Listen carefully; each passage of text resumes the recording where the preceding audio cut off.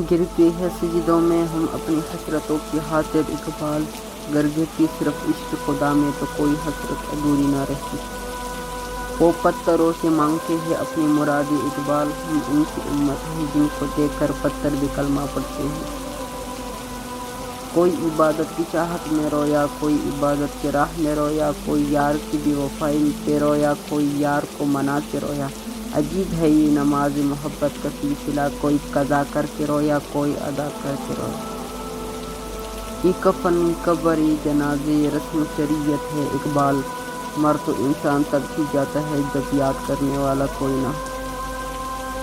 اس سے تو خاموشی بہتر ہے کہ کسی کو دل کی بات کہہ کر پھر سے کہہ جائے کہ کسی نہ کہنا۔ اگر چڑیوں میں اتحاد ہو جائے تو وہ شیر کی کھال اتار سکتے ہیں۔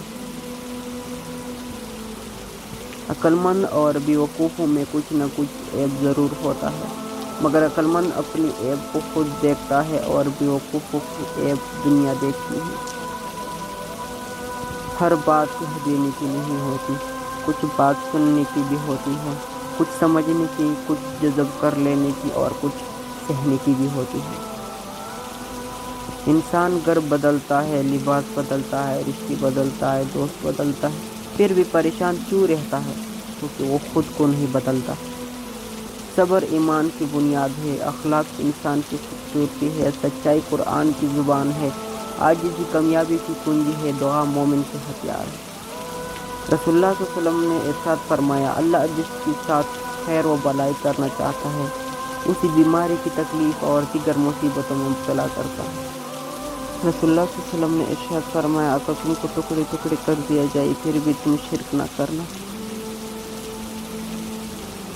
فرمان مصطفیٰ صلی اللہ علیہ وسلم، جس نے کوئی قبر کھودی اللہ اس کے لیے جنت میں ایک گھر بنائے گا۔ افلاطون سے پوچھا گیا کہ کون سی شے ایسی ہے جسے کہنا اچھا نہیں اگرچہ وہ حق ہو؟ اس نے کہا، انسان اپنی تعریف کرے۔